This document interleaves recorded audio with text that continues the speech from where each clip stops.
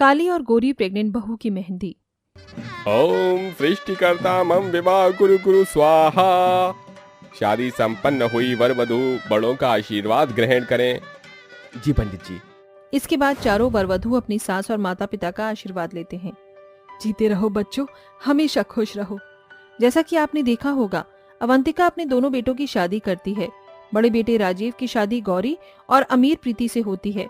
वहीं छोटे बेटे व्योम की शादी तारा नाम की गरीब और काली लड़की से हुई थी, जिसकी वजह से अवंतिका अपनी काली बहू को कुछ खास पसंद नहीं करती थी।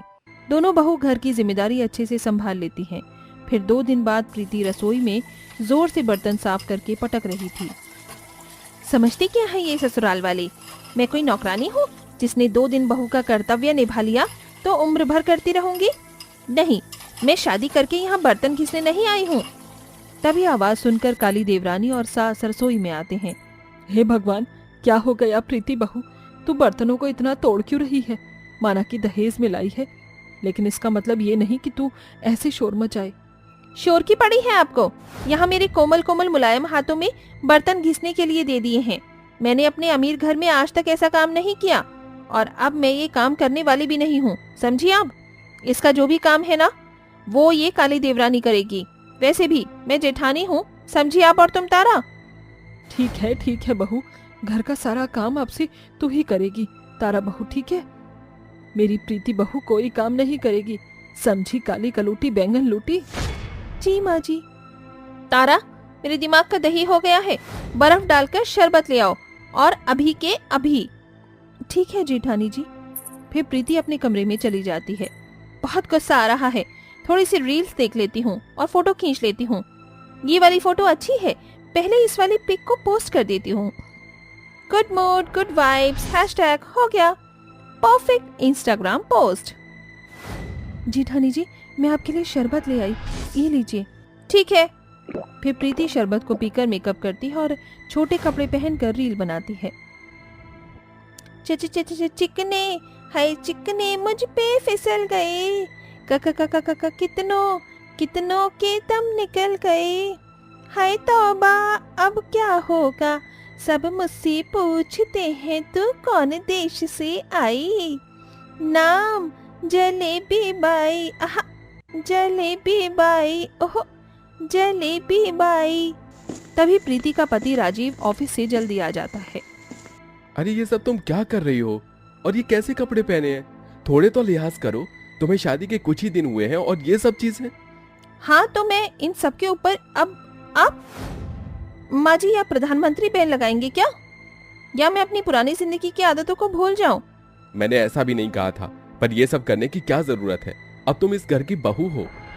बहू माय फुट, इसलिए मुझे ये शादी वादी की चोचलेपंथी अच्छी नहीं लगती है। हर चीज में बाउंड्री है। पर राजीव, तुम मेरी भी सुन लो, मैं कोई काली देवरानी की तरह गांव की गवार नहीं हूँ जिसे अपनी लाइफस्टाइल जीना न आता हो। मेरे मन में जो आएगा मैं वो करूंगी। ऐसा कहकर वो आराम से बेड पर एसी के सामने लेट जाती है। प्रीति, तुम्हारा पति अभी आया है, कुछ नहीं तो कम से कम पानी ही पिला दो। I think Rajiv, you don't hear my words, and I said I'm not typical housewife. आज लग रहा है ऐसी पत्नी से तो अच्छा है कि मुझे तारा जैसी काली पत्नी मिल जाती, कम से कम मेरी सेवा तो करती। मैंने सब सुन लिया जो तुम कहना चाहते हो। तुम्हारे क्या हाथ टूट गए हैं जो तुम्हें एक नौकरानी चाहिए पानी पिलाने के लिए? Okay, you just shut up. P लूंगा मैं खुद पानी। इतना कहकर राजीव खुद किचन में जाकर पानी पीता है। वहीं काली देवरानी अपने पति के जूते खुद उसके पाँव से उतारती है। अरे तारा, तुम्हें इतना सब करने की क्या जरूरत है, मैं खुद से कर सकता हूँ। मैं बहुत खुश हूँ कि मुझे तुम जैसी इतनी अच्छी पत्नी मिली है। अजी, आपका नजरिया अच्छा है, इसीलिए मैं आपको अच्छी लग रही हूँ, वरना लोगों ने तो मेरे कालेपन की वजह से मुझे बहुत दुत्कारा है। अरे इतना काम करने के बाद भी तुम्हारे हाथ की मेहंदी नहीं उतरी? जरा मैं अपना नाम तो ढूंढूं, लिखा है ना मेरा नाम? नाम तो लिखा है व्योम जी, ये आपका प्यार ही तो है जो अभी तक मेरे हाथों पर बरकरार है। पर मेरे काले हाथों पर मेहंदी का रंग ज्यादा चढ़ा नहीं, तो आप अपना नाम कैसे ढूंढोगे? तुमने ही तो कहा कि मेरा नजरिया अच्छा है, वैसे ही देख लूंगा। मेरा दिल जानता है कि मेरा नाम तुम्हारी हथेलियों में नहीं, अब दिल पे छप चुका है। इस बात से तारा शर्मा जाती है और व्योम उसके माथे पर चूम लेता है। ये देखकर राजीव को बहुत अफसोस होता है। एक ये दोनों है जो इतने पर भी खुश हैं, और मैं बदनसीब पति, ऐसी घमंडी बीवी आई है नसीब में। तत्पश्चात सब खाना खाने के बाद अपने कमरे में सो जाते हैं। ऐसे ही वक्त गुजरता है। गौरी जेठानी हमेशा अपना दबदबा सास और देवरानी पर बना कर रखती थी। काली देवरानी से घर का सारा काम करवाती है और जब मन चाहा उसे खरी खोटी सुनाती है। फिर भी सास अवंतिका अपनी गोरी बहू पर ही मरती है, उसे प्यार करती है और काली बहू का वो बिल्कुल भी साथ नहीं देती। ऐसे ही एक दिन जेठानी बेहोश हो जाती है। फिर डॉक्टर चेकअप करके बताता है कि वो गर्भवती है। उसी समय तारा की तबीयत खराब होती है तो डॉक्टर एक और खुशखबरी देता है। हाँ, मैं तो खुशनसीब हूँ। मैं 2-2 बार दादी बनूंगी, नजर न लगे मेरी दोनों बहुओं को। Oh wow, I am pregnant. First baby bump की फोटो तो बनती है। दीदी, ये आप क्या बोल रही हो? अरे आजकल ट्रेंड है ना, प्रेग्नेंट लेडीज अपनी प्रेगनेंसी की हर स्टोरी को पोस्ट करती हैं, बस वही। अच्छा, आजा मेरी गोरी बहू, मैं तुझे जूस पिलाऊं। फिर अवंतिका अपनी गोरी बहू को जूस पिलाती है, मगर काली बहू को पूछती तक नहीं है। इसी तरह दोनों बहू की प्रेगनेंसी के 8 महीने पूरे हो जाते हैं। घर का सारा काम अब भी तारा ही करती थी। वहीं प्रीति ने हर महीने अपनी बेबी बम्प की फोटो इंस्टाग्राम पर अपलोड की थी। एक शाम अवंतिका कहती है, प्रीति बहू, तारा बहू, कल तुम दोनों की गोद भराई की रस्म है, तो ये लो अपने गहने और नई साड़ियाँ। ओ गॉड, इतनी गर्मी में ये भारी ज्वेलरी और कपड़े कौन पहनेगा? मुझे माँ जी बेबी शावर करना है, वो भी अलग तरीके से। जैसा मैं बोल रही हूँ मुझे वैसे ही डेकोरेटिंग करवा दीजिए। ठीक है बहू, जो तू चाहती है वैसा ही कर लेते हैं, पर मैं रीति रिवाज भी जरूर करवाऊंगी। अगले दिन प्रीति अपनी मुताबिक बेबी शावर की बहुत अच्छे से डेकोरेशन करवाती है। वहीं एक तरफ अवंतिका के हिसाब से गोद भराई की सजावट हुई थी, जहां तारा बहू बैठी हुई थी। वहीं प्रीति मॉम टू बी और जिसका जो रिश्ता होता है उस हिसाब से बैच पहनते हैं और बेबी शावर के गेम्स भी रखती है। उसका पति भी पार्टिसिपेट करता है और वो दोनों केक काट कर बेबी शावर वाली अलग अलग तरह की फोटोज खिंचवाते हैं। फोटोग्राफर, जरा इनकी मेरे साथ एक और पिक लो। राजीव, आप अपने बेबी को टमी पर किस करना, ओके? ये सब तुम क्या करवा रही हो? बहुत अजीब लग रहा है। गोद भराई को गोद भराई रहने दो। हाँ बहू, ये तूने क्या क्या करवा दिया। चल मेहंदी लगा ले, गोद भराई को लेट हो रहा है। 2 मिनट माँ जी, इतना ही लेट हो रहा है तो देवरानी की मेहंदी लगवा लो। लेकिन कोई फायदा नहीं है क्योंकि उसकी काली चमड़ी पर मेहंदी तो दिखने वाली नहीं है। बहू, कम से कम आज के दिन तो तारा बहू को ऐसे मत कहे। Whatever। फिर प्रीति और तारा आती हैं और अवंतिका के कहने पर दोनों बहू के हाथों में मेहंदी लग जाती है। हाँ, मेहंदी तो बहुत अच्छी लग रही है, पर जरा मेरी बेबी बम्प पर भी मेहंदी लगा दो, मुझे इंस्टाग्राम पर पोस्ट करनी है। दीदी, इससे आपको एलर्जी हो सकती है और बच्चे को नुकसान भी पहुंच सकता है, ऐसा मत कीजिए। तुमसे मैंने कोई सोल्यूशन मांगा क्या तारा? आप लगा दीजिए। जिद करके प्रीति बेबी बम्प पर लगवा लेती है, जिसके कुछ ही देर बाद उसे इरिटेशन होने लगती है। माँ जी दर्द हो रहा है और खुजली भी। मैंने और छोटी बहू ने तुझे समझाया था, पर तूने मना नहीं, और अब उपटन लगा देती हूँ। ये कहते ही अपने घमंडी बहू के पेट पर उपटन लगा देती है, जिससे उसे आराम पड़ जाता है। माँ जी, देवरानी जी, मुझे माफ कर दीजिए, जो मैंने आपकी बात नहीं मानी। अब से मैं आपको निराश नहीं करूंगी। इसके बाद दोनों बहुओं की गोद भराई की रस्म शगुन और आशीर्वाद के साथ पूरी की जाती है। फिर दोनों बहू अगले ही हफ्ते प्यारे से बच्चों को जन्म देती हैं और पूरा परिवार खुशी खुशी रहता है। यार पल्लवी, ये आंचल कहाँ रह गई? अभी तक आई नहीं। यार, हम उसका इंतजार करने के सिवा और कर भी क्या सकते हैं? बिकॉज ऑफ उसके पास फोन भी तो नहीं कि हम एटलीस्ट उससे कॉल कर ले। पल्लवी और लावण्या बैंकेट हॉल में अपनी सहेली आंचल के आने का इंतजार कर रही होती है। तभी अचानक एक पुराना सा सूट पहने हुए आंचल वहां आती है। आंचल, कहाँ रह गई थी तू? इतनी देर क्यों लगा दी? और तूने सूट क्यों पहना हुआ है? हमने डिसाइड किया था ना कि हम तीनों लहंगा पहनेंगे। मगर पल्लवी, मेरे पास लहंगा नहीं था। जो था बस यही था। शायद लहंगा पहनना मुझ काली बदकिस्मत की किस्मत में नहीं। ऐसा कहते हुए आंचल की आंखें नम हो जाती है। तभी लावण्या कहती है, किसने कहा हमारी सहेली सुंदर नहीं? तू इस सूट में बहुत सुंदर लग रही है। चल शादी एंजॉय करते हैं। आफ्टर ऑल हमारे कॉलेज के हिटलर की शादी जो हो रही है। लावण्या, पल्लवी और आंचल बचपन की सहेलियां हैं। आंचल का रंग बहुत ही काला है, वो एक गरीब माँ की बेटी है। वहीं लावण्या और पल्लवी बहुत ही सुंदर और अमीर घर से हैं, मगर उनकी अमीरी कभी भी उनके दोस्ती के बीच में नहीं आई। तीनों सहेलियां ढेर सारे फूल लेकर मंडप में आकर दूल्हा दुल्हन के फेरे देखते हुए उन पर फूल डालने लगती है। तभी लावण्या कहती है, यार ये चश्मे बददूर तो शादी के लहंगे में कहर ढा रही है। जब हम तीनों की शादी होगी तो हम भी इतनी सुंदर लगेंगे। हाँ, मगर हम तीनों सहेलियों में सबसे सुंदर तो शादी के लहंगे में हमारी आंचल ही लगेगी, है ना आंचल? अपनी सहेलियों की ये बात सुनकर आंचल अपने काले रंग और गरीब जिंदगी के बारे में सोचते हुए कहती है, नहीं पल्लवी लावण्या, शादी के लहंगे में तुम दोनों ही सुंदर लगोगी, क्योंकि तुम सुंदर हो और मैं काली बदसूरत।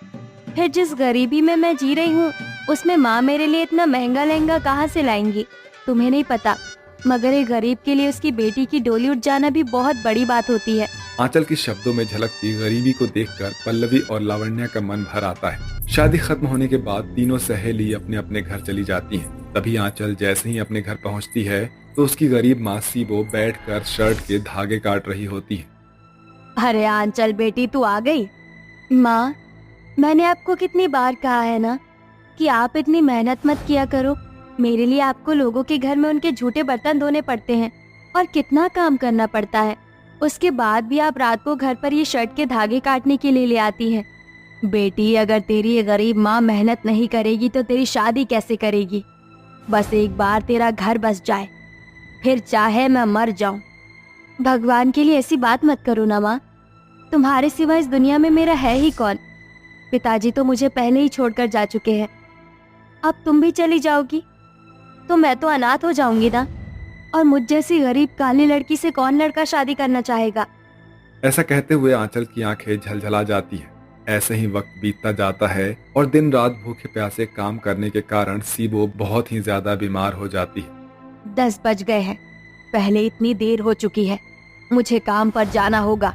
माँ, तुम्हारी तबीयत पहले ही बिल्कुल भी ठीक नहीं है, तुम्हें आराम की जरूरत है। जब तक तुम पूरी तरह से ठीक नहीं हो जाती, तुम्हारे बदले मैं काम पर जाऊंगी। घर चलाने के लिए आंचल अपनी माँ की जगह खुद काम करने लग जाती है। ऐसे ही एक एक करके दिन गुजरता जाता है और एक दिन सीबो आंचल से कहती है, आंचल बेटी, तू तो मेरी हालत देख ही रही है। मेरी जिंदगी का कोई ठिकाना नहीं है। बेटी, अपनी माँ के मरने से पहले अपना घर बसा ले। आखिर कब तक तू मेरे लिए कुंवारी बैठी रहेगी? ठीक है माँ, पहले आप ठीक हो जाओ, फिर आप जिससे कहोगी मैं उससे शादी कर लूंगी। आंचल के हाँ करने के बाद सीबो अपनी बेटी के लिए रिश्ते देखने लगती, मगर गरीबी और काले रंग के कारण हर रिश्ता आंचल को ठुकरा कर चला जाता है। मगर एक दिन प्रेम नाम का एक लड़का उनके परिवार के साथ आंचल को देखने के लिए उनके घर आता है। देखिए बहन जी, आपकी लड़की तो बहुत ही काली है और प्रेम मेरा इकलौता बेटा है। उसकी शादी को लेकर मेरे बहुत से सपने हैं, मगर बहन जी आप तो देख ही रही हैं, आंचल के पिताजी नहीं हैं। उनके जाने के बाद मैंने अपनी बच्ची को अकेले पाला है। मेरी बच्ची भले सांवली है, मगर साफ दिल है इसका। मेरे पास अपनी बच्ची के सिवा आपको देने के लिए और कोई दूसरा दहेज नहीं है। बहन जी, हमें दहेज नहीं चाहिए, बस आप हमारा और हमारे बारातियों का अच्छे से स्वागत कर देना, बस यही हमारी इच्छा है। ये सुनकर सीबो हाँ कर देती है, जिसके बाद दोनों परिवार शादी पक्की कर देते हैं। शादी की तैयारियां भी शुरू हो जाती है। तभी लावण्या और पल्लवी आंचल से मिलने उसके पास आती हैं। आंचल, तेरी शादी पक्की हो गई और तूने ये बात अपनी दोनों पक्की सहेलियों को बताना भी जरूरी नहीं समझा? अरे कम से कम घर पर कार्ड ही भेज देती। पल्लवी, अगर मेरी शादी का कार्ड छपता तो मैं तुम दोनों को देती ना। अमीर और गरीब की शादी में बहुत फर्क होता है। तुम्हारी ये सहेली भगवान के यहाँ से गरीब किस्मत लेकर आई है, इसलिए मैं ये बात अच्छे से जानती हूँ कि जिस गरीबी में मैं बचपन से बड़ी हो गई, वहाँ मेरी शादी के कोई सपने पूरे नहीं हो सकते। इसलिए मैंने कभी अपनी हैसियत से बढ़कर सपने देखे ही नहीं। आंचल अपनी शादी को लेकर बिल्कुल भी खुश नहीं थी, जिसके पीछे का कारण था उसकी गरीबी, जिसमें सादगी के साथ उसकी शादी की रस्में हो रही थी। लावण्या और पल्लवी उसके आंसू पोंछकर उसे हल्दी लगाती हैं। रो मत आंचल, तुम्हें पता है ना, तुम्हारी दोनों सहेलियां तुम्हारी आंखों में आंसू नहीं देख सकती। हम दोनों तुमसे वादा करती हैं कि इस घर में हमारी सहेली की डोली खुशियों भरी ही उठेगी। अब हम अपनी बन्नो रानी को अच्छे से हल्दी लगाएंगे ताकि तुम्हारे चेहरे पर हल्दी का निखार चढ़ जाए। ये बोलकर दोनों सहेलियां आंचल को हल्दी लगाकर घर के लिए निकल जाती हैं। पल्लवी, शादी तो हर लड़की का सपना होता है, मगर तूने देखा आंचल अपनी शादी से बिल्कुल भी खुश नहीं है। वो खुश कैसे होगी लावण्या? तूने देखा नहीं, कहीं से भी आंचल का घर शादी का घर नहीं लग रहा था। ना तो वहाँ कोई सजावट थी और ना ही बैंड बाजा। अब हमें ही कुछ करना होगा। कल आंचल की शादी है। अब हम दोनों सहेलियों को मिलकर ही अपनी गरीब सहेली की शादी को खुशियों से भरना होगा। अगले दिन सुबह होते ही पल्लवी और लावण्या आंचल की शादी के लिए एक बड़े से मॉल से महंगा सा लहंगा और उसके मैच की सुंदर ज्वेलरी भी खरीदती हैं और शादी की शाम को बैंड बाजे के साथ नाचते हुए लहंगा लेकर आंचल के पास आती हैं, जहां आंचल अपनी माँ की दी हुई शादी की पुरानी साड़ी पहने हुए गले में एक पतला पुराना हार डाले हुए बैठी होती है। कहाँ रह गई थी तुम दोनों? मैं कब से तुम्हारा इंतजार कर रही थी। अरे अब हम आ गई है ना।